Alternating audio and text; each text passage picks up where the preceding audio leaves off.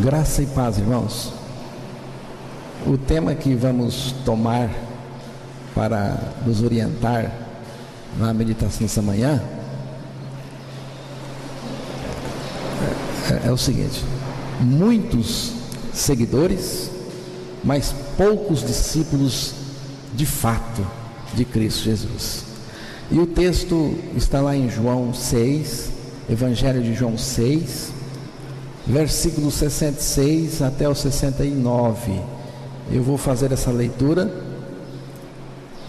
Evangelho de João, capítulo 6, e os versículos 66 até o 69.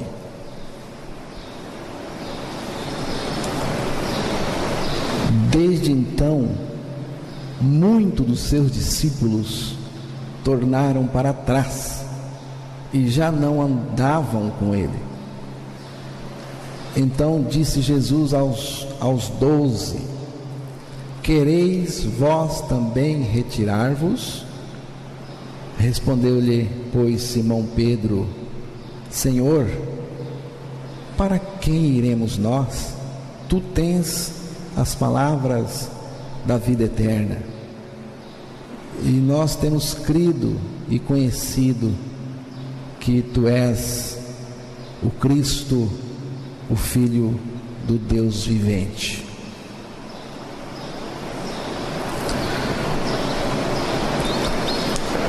Todo discípulo é um seguidor de Jesus, mas nem todos os seguidores são discípulos de Jesus. Esse texto mostra para nós dois grupos. Um grupo é grande, é a maioria. Um grupo, uma multidão, mas com a mesma facilidade, irmãos, que essas pessoas, a maioria, seguiam Jesus, com a mesma facilidade elas também o abandonavam.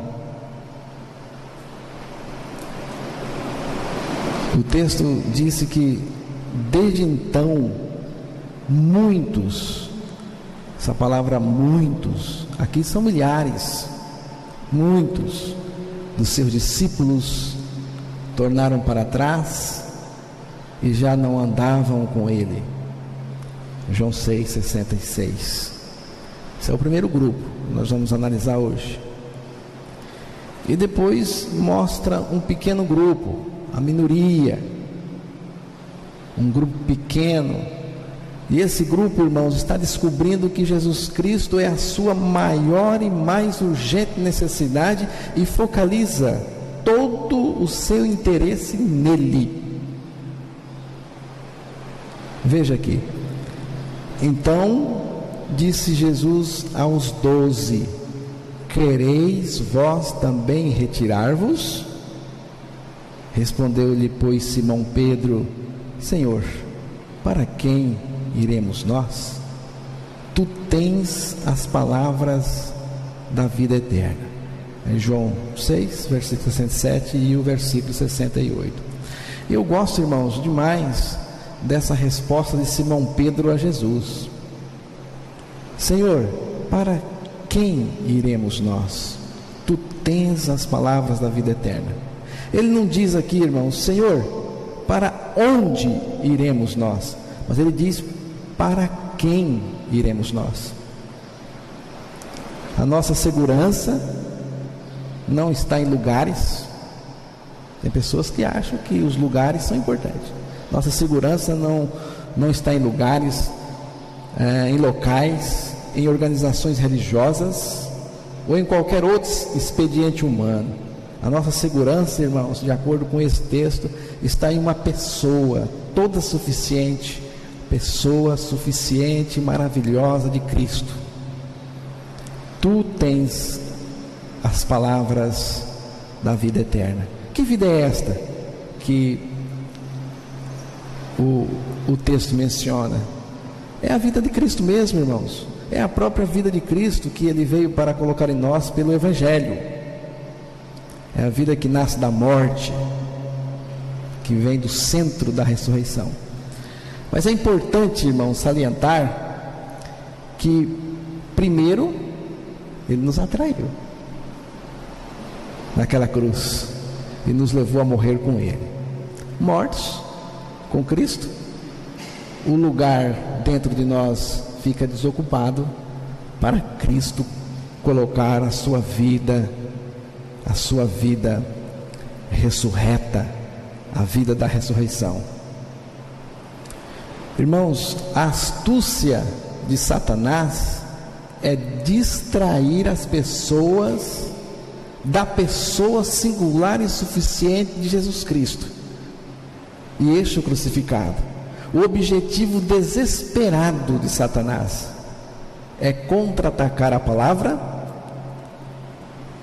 e afastar as pessoas da suficiência de Cristo e do seu Evangelho. É o que está acontecendo com a multidão aqui, irmãos. Olha o que diz: desde então, muitos dos seus discípulos tornaram para trás e já não andavam com ele. Perceberam? Esses muitos estão se afastando da pessoa de Cristo, irmãos. Esses muitos aqui estão deixando Cristo. Quando Jesus disse para eles que o que eles precisavam era Ele mesmo, aí eles foram embora, deram no pé. E Jesus disse isso para eles. Aí em João 6, versículo 26, eu vou fazer a leitura aqui, depois os irmãos podem fazer outras leituras. Então João 6, versículo 26 até o 37, Jesus está dizendo isso para eles. Jesus respondeu-lhes e disse: na verdade vos digo que me buscais não pelos sinais que vistes, mas porque comestes do pão e vos saciastes. E Jesus lhe disse: eu sou o pão da vida. Aquele que vem a mim não terá fome, e quem crê em mim nunca terá sede. Mas já vos disse que também vós me vistes, e contudo não credes. Todo o que o Pai me dá virá a mim, e o que vem a mim de maneira nenhuma lançarei fora. Viram, irmãos? Quando Jesus disse para eles: olha, o que vocês precisam é de mim mesmo, eu sou esse pão da vida. Aí eles se aborreceram, porque a multidão não quer Jesus Cristo. A multidão aqui tem o mesmo pensamento, irmãos, daquele rapaz que vai se casar com uma moça muito rica. A moça é filha única, ela é herdeira de uma grande fortuna, filha única. E o rapaz vai se casar com ela não porque ama, mas porque está interessado no que ela tem, nas coisas dela. Então esse cara é golpista, está cheio de esquemas, ele é um egoísta. Eu creio, irmãos, que Jesus detectou esse sentimento perverso na multidão que estava indo após ele. A maioria não queria nada com ele, queria sim as suas bênçãos, queriam ser beneficiados, mas não gostava dele não. E em nossos dias eu creio que ainda está pior. É uma busca utilitária que visa seus próprios interesses. Não é uma busca para servir o Senhor, irmãos, é uma busca para se servirem do Senhor. O interesse não é conhecer a Cristo pelo Evangelho, não é. Eu tenho a impressão que as pessoas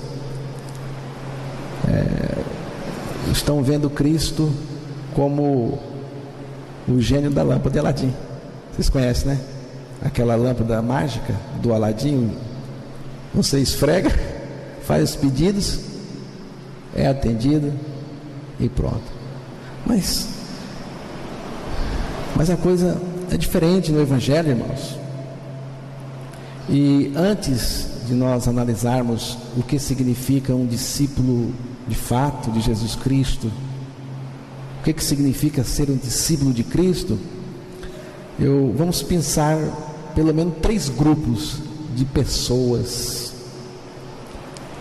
3 grupos de pessoas relacionadas com a busca a Cristo. O primeiro grupo está em João 2, versículo 23 até o 25. Vou pedir para o Emerson fazer essa leitura. João 2, versículo 23 ao 25. E estando ele em Jerusalém pela Páscoa, durante a festa, muitos vendo os sinais que fazia, creram no seu nome. Mas o mesmo Jesus não confiava neles, porque a todos conhecia. E não necessitava de que alguém testificasse do homem, porque ele sabia o que havia no homem. Viram, irmãos? Os curiosos por sinais e evidências miraculosas. Como que as pessoas gostam disso? Esse é o primeiro grupo que Jesus topou com eles. Repetindo aqui a leitura. E estando ele em Jerusalém pela Páscoa, durante a festa, muitos, novamente aqui a palavra muitos, vendo os sinais que fazia, creram no seu nome.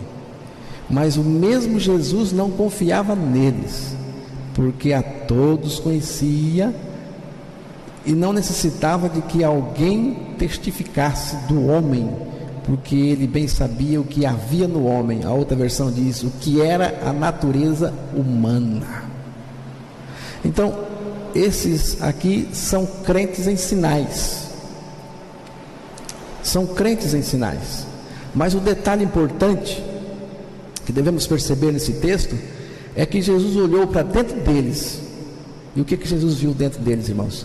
Jesus viu a natureza humana, natureza perversa, natureza ímpia e pecadora. Então esse tipo de fé não serve para o reino de Deus. Por que não serve? Porque é uma fé que não muda a natureza das pessoas. Então não adianta. Mas aqui nós vemos crentes em sinais. E o ser humano é extremamente curioso. E não é só o gênero feminino não, o masculino também. São curiosos. E Satanás sabe disso. E por isso ele atua nessa área para enganar as pessoas. Irmãos, se você quer ver a igreja crescer, pregue exorcismo, pregue sinais, pregue milagres, e as pessoas elas virão de longe para poder ver o que está acontecendo, né? Ver o fenômeno. Você sabia que Satanás, irmãos, vai usar essa tática no final dos tempos? Apocalipse 13, versículo 11. Apocalipse 13, versículo 11. Eu vou ler aqui. E vi subir da terra outra besta, e tinha 2 chifres, semelhante aos de um cordeiro, e falava como o dragão, e exerce todo o poder da primeira besta na sua presença, e faz que a terra e os habitantes que nela habitam adorem a primeira besta, cuja chaga mortal fora curada. E presta atenção, e faz grandes sinais, de maneira que até fogo faz descer do céu à terra à vista dos homens. Engana os que habitam na terra com sinais. Está vendo? Quanta gente está sendo enganada com sinais que lhe foi permitido que fizesse em presença da besta, dizendo aos que habitam na terra que fizeste uma imagem à besta e que recebera a ferida da espada e vivia. Um outro texto aqui em 2 Tessalonicenses 2, versículo 9, eu vou ler aqui também. Irmãos, essa é a tática de Satanás. No final dos tempos, Satanás vai se levantar com isso. Olha o que diz aqui: a esse é o anticristo que ainda virá, a esse cuja vinda é segundo a eficácia de Satanás, com todo o poder e sinais e prodígios da mentira, e com todo o engano na injustiça para os que perecem, porque não receberam o amor da verdade para serem salvos. E por isso que Deus lhe enviará a operação do erro, para que creiam na mentira, para que sejam julgados todos os que não creram na verdade, antes tiveram prazer na iniquidade. Então, há muita gente que gosta de sinais, são crentes em sinais, gosta de espetáculo, gosta de fenômeno, mas existe um espetáculo grandioso, mas esse o pessoal não quer crer. Há um milagre, irmãos, profundo demais, grande demais, mas só pode ser percebido pela fé. Então, um cântico aqui que diz assim: eu nada vi, nem senti, mas foi Jesus que disse, e nele eu posso crer. Do que eu estou falando agora? Eu estou falando da cruz, irmãos, da cruz do Calvário. João 12, 32, pode ser lido aí. Esse sim é um espetáculo grandioso, é o maior milagre que existe, mas esse milagre só pode ser visto, só pode ser percebido pela fé. Vamos ver aí. E eu, quando for levantado da terra, voltarei a mim. Está vendo, irmãos? Quando Cristo foi levantado da terra na cruz, diz a Escritura que nós fomos também levantados para morrermos com Ele e ressuscitarmos com Ele em vida nova, em novidade de vida. E esta vida é a vida de Cristo em nós. O que somos, irmãos? O que somos a partir da obra da cruz? Eu gosto muito desse texto de 2 Coríntios 5, 17, porque esse texto, irmãos, mostra para nós o tamanho do milagre, a profundidade, o espetáculo de poder que Deus exerceu ali na cruz do Calvário. Vamos ver. Assim que, se alguém está em Cristo, nova criatura é. As coisas velhas já passaram, eis que tudo se fez novo. Somos novas criaturas em Cristo. Estar em Cristo, na sua morte e ressurreição, é a certeza de que as coisas velhas já passaram. Não é que a gente perde a memória das coisas do passado, do que fizemos no passado, ou do que fizeram para a gente. É que essas coisas, irmãos, não têm poder nenhum, não exerce poder nenhum mais em nós, não tem poder de fazer mal nenhum para nós. Por isso que eu sempre digo, se você é uma pessoa que traz aborrecimentos no coração, se você é uma pessoa que carrega ressentimento, amargura, se você é assim, você não é uma nova criatura, você não nasceu de novo, porque se nasceu, essas coisas já passaram, e elas não podem exercer mais nenhum poder sobre nós, que fomos feitos novas criaturas em Cristo Jesus ali na cruz. Irmãos, mas é mais do que isso, é mais do que isso, porque se alguém está em Cristo, é nova criatura. as coisas velhas já passaram e tudo, preste atenção aqui, ó, tudo se fez, não é que se fará não, se fez novo. As coisas velhas que você fez no passado não existem mais e nem pode perturbar você. Agora, irmãos,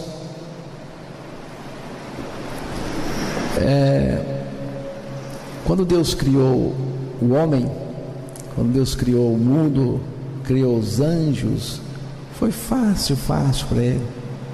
Foi fácil Ele criar. Mas para nos fazer uma nova criatura, Ele teve que exercer todo o seu poder, para nos fazer uma nova criatura. E isso Ele fez ali na cruz do Calvário. Ele teve que absorver nele o pecado na sua abrangência mais profunda. Ele teve que se fazer homem, Ele teve que sofrer, sangrar, mas principalmente morrer naquela cruz e nos fazer morrer com Ele, para nos fazer uma nova criatura. Agora, nesse milagre, o pessoal não quer crer, né? Porque esse é um milagre que você só percebe pela fé. E foi isso que Jesus mandou a gente pregar. Ele diz: ide por todo mundo e pregai o Evangelho. Não foi curas e sinais, foi o Evangelho. Então esse é o primeiro grupo, irmãos, aqueles que creem em sinais, são crentes em sinais. Você é crente em quê? Você precisa verificar isso. Um outro grupo, João 6,26. João 6,26. Jesus respondeu-lhes e disse: na verdade vos digo, que me buscais não pelos sinais que fizes, mas porque comestes o pão e vos saciastes. Eu vou chamar esse grupo aqui de os utilitários. Jesus respondeu e disse: na verdade vos digo que me buscais, não pelos sinais que vistes, mas porque comestes do pão e vos saciastes. Tem gente que é assim, irmãos. Tem gente que é assim, quando você vê ela chegando, quando você vê que ela está chegando para você, você já fica preocupado, porque você sabe que ela não vem atrás da sua amizade, ela não vem para conversar um pouco com você, para ter comunhão, ela vem para pedir alguma coisa. Tem gente assim. E esse pessoal aqui, irmãos, só se aproximar de Jesus para isso. São os utilitários. Eles não querem desfrutar da pessoa de Cristo, da sua comunhão, da sua amizade.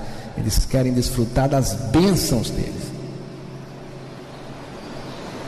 Das bênçãos. Eu não estou negando, irmãos, que Deus cura. Eu creio que Deus cura. E também não estou negando que Deus não cuida da gente. Pelo contrário, Deus cuida da gente. Ele cuida da gente como Ele cuida das aves do céu, dos lírios do campo, como Ele disse lá. Mas o que está em questão aqui, irmãos, é outra coisa. É a motivação.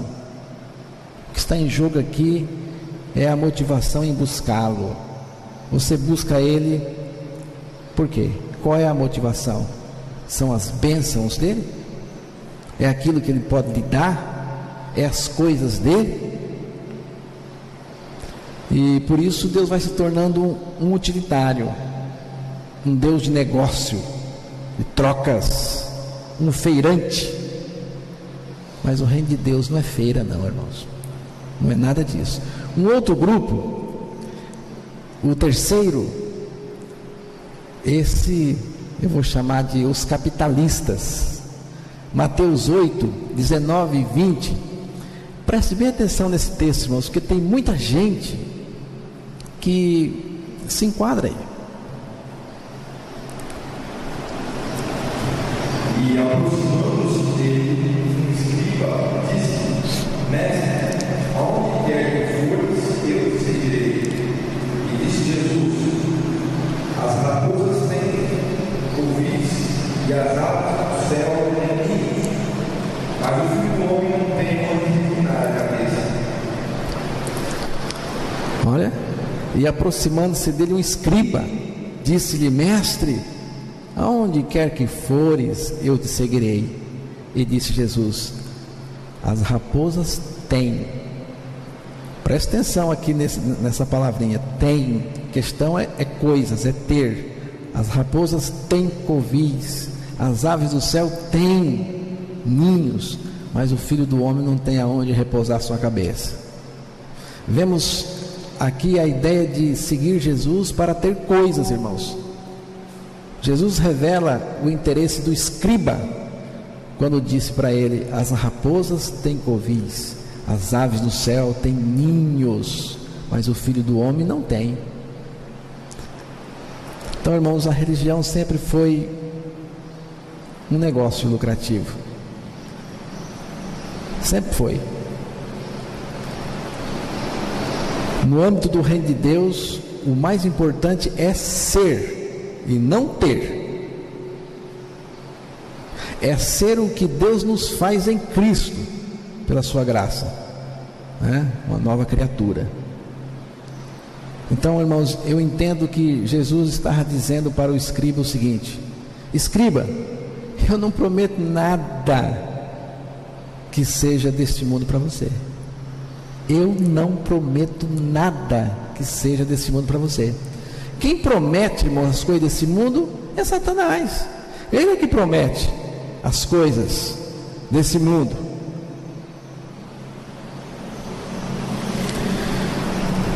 Então, são 3 grupos. O primeiro são os crentes em sinais. O segundo são aquelas pessoas que fazem de Deus um utilitário, alguém que vai resolver suas dificuldades. Eles só querem alívio e nada mais. E aqui os capitalistas, o pessoal que tem interesse de ter coisas, né? A prosperidade. Diga, irmã.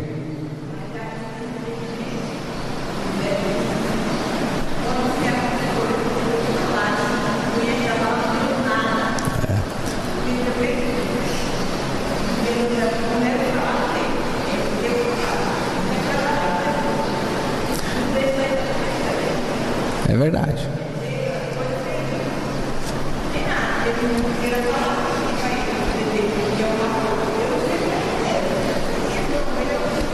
É verdade.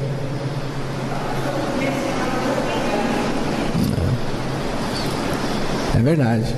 Pessoal, a multidão não quer nada, né? Mas aqui, irmãos, o que é um discípulo de Cristo então? O que significa ser um discípulo de fato de Cristo? Abra a palavra em Lucas 14. Nós vamos ler alguns versículos. Lucas 14, versículo 25. Primeiro.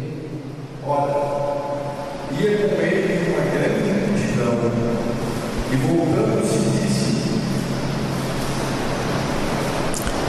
Lê de novo, por favor.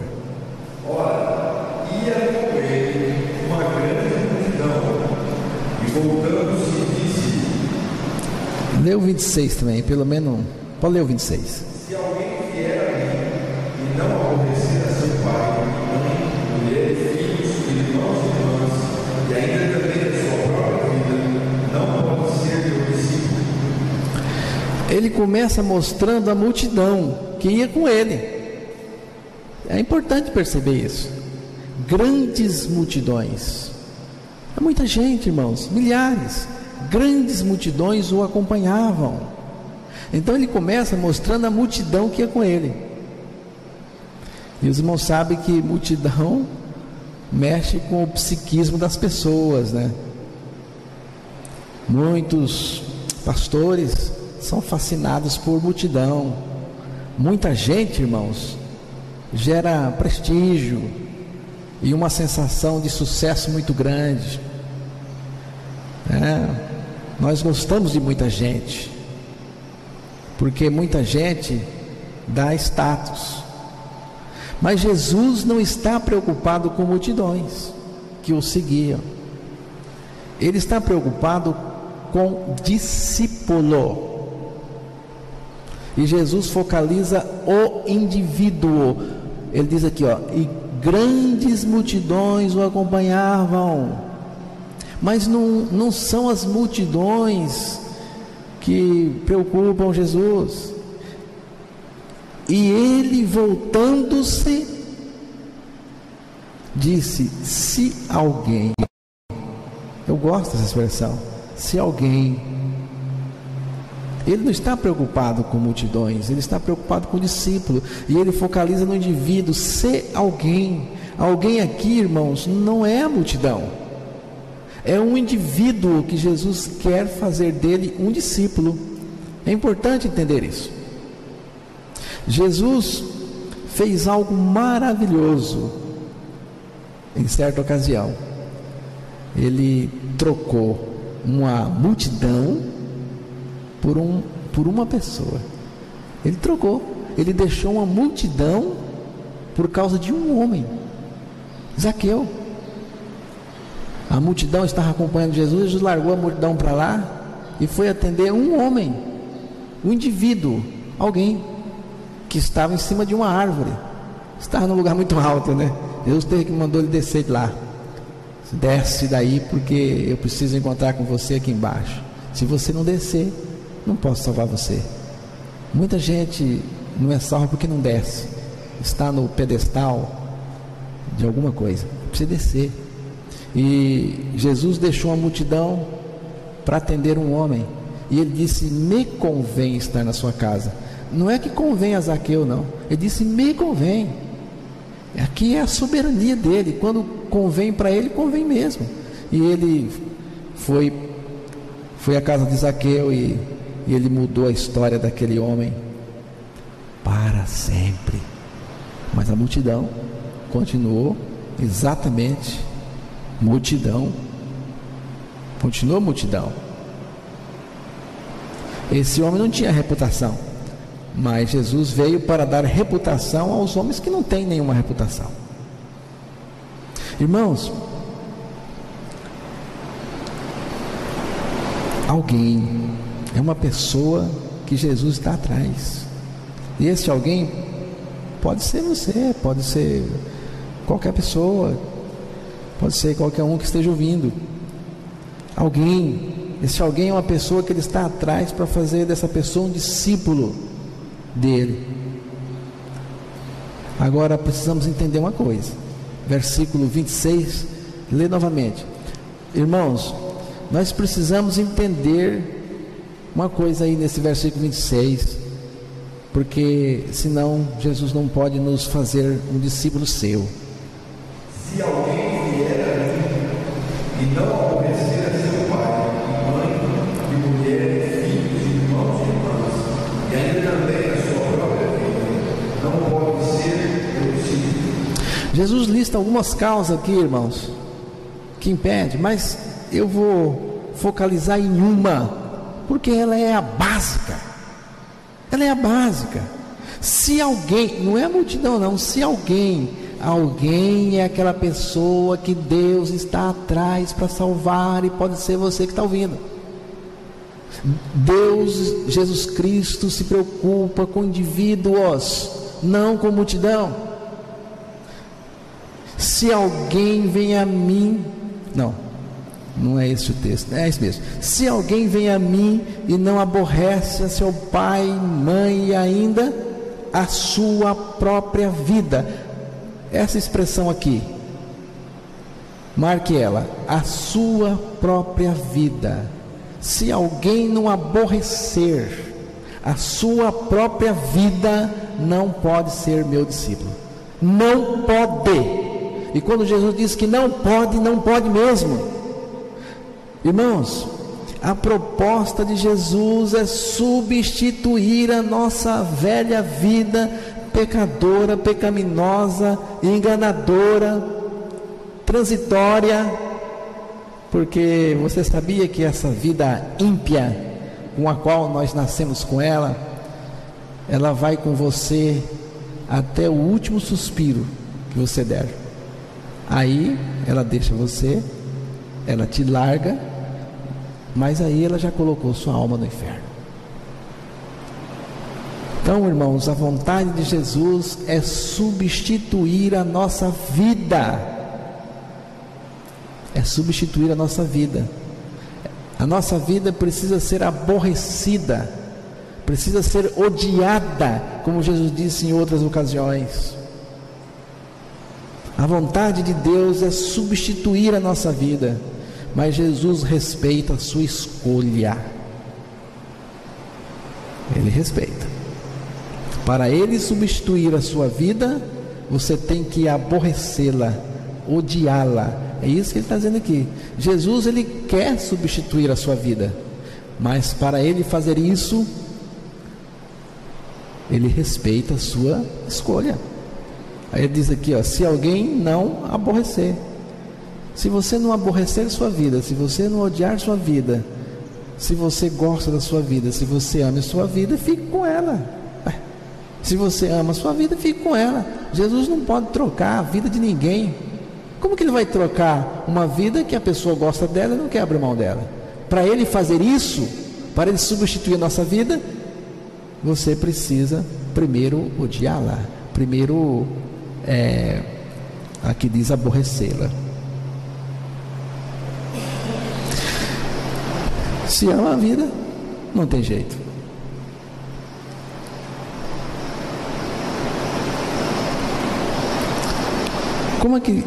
Como que Deus substitui a nossa vida, irmãos? A obra do Evangelho, guarde bem isso, ela parte da extração da nossa vida.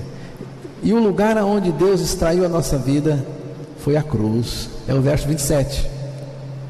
Pode ser lido o verso 27 de Lucas 14. E qualquer que não levar a sua cruz e não vier após mim, não pode ser meu discípulo. O primeiro passo é reconhecer que a nossa vida não presta para Deus, para o reino de Deus. E o segundo passo é aborrecê-la, é abrir mão dela. E o terceiro, então, é a cruz do Calvário, onde Jesus vai tirar de nós essa vida perversa e pecaminosa. E qualquer que não tomar a sua cruz e vier após mim, não pode ser meu discípulo. Irmãos, é preciso uma experiência de crucificação com Cristo. A cruz do discípulo é a cruz de Cristo, e a cruz de Cristo é a cruz do discípulo, irmãos. Não existe duas cruzes, só existe uma.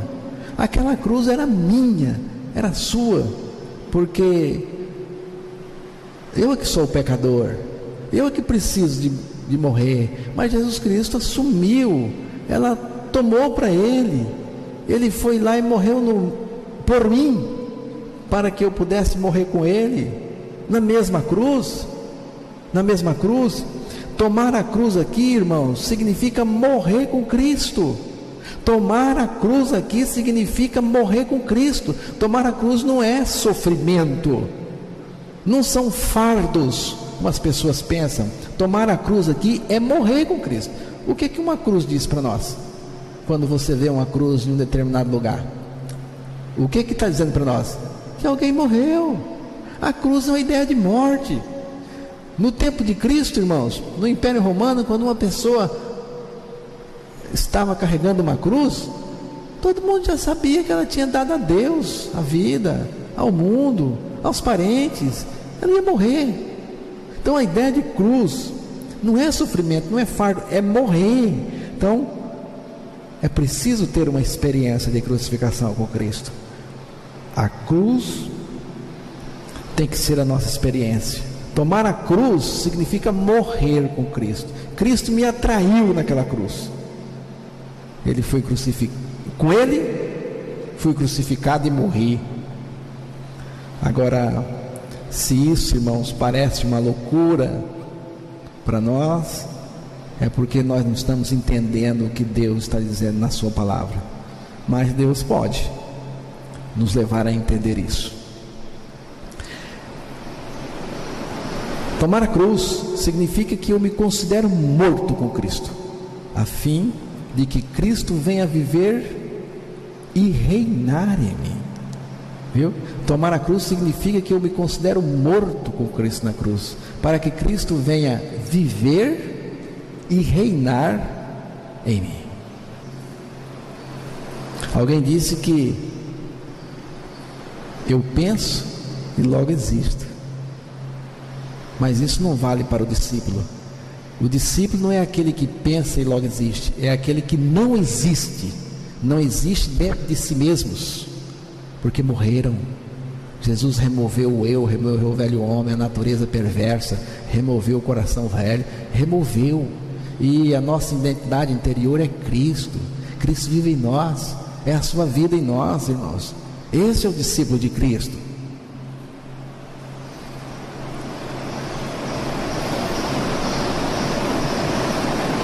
Agora, se isso não interessa para você, boa viagem, pode ir com a multidão. Lucas 14:33 é o último versículo aí do que Jesus está comentando sobre o discipulado. Assim, pois, qualquer de vós que não renuncia a tudo quanto tem, não pode ser meu discípulo. Olha, irmãos, assim, pois, qualquer de vós, não está falando com a multidão, está falando com o indivíduo. Assim, pois, qualquer de vós que não renuncia a tudo quanto tem, não pode ser meu discípulo. Eu entendo essa expressão de Jesus quando ele diz: qualquer de vós que não renuncia a tudo quanto tem, não pode ser meu discípulo. Eu entendo que é a nossa morte com ele. Por quê, irmãos? Porque só tem um jeito de alguém renunciar tudo quanto tem: se morrer. Você pode renunciar a algumas coisas, mas tudo, só aquele que morreu. Só aquele que morreu. Quando morremos, abrimos mão de tudo, irmãos. Quando uma pessoa morre, ela abre mão de tudo. A cruz nos reduz a zero, para Cristo ser o tudo de Deus em nós. Na cruz somos reduzidos a nada, mas é a partir do nada que Deus cria. Então, eu quero encerrar essa meditação de hoje dizendo o seguinte: Cristo é o tudo de Deus para o nosso nada. Cristo é o tudo de Deus para o nosso nada, o tudo em nós.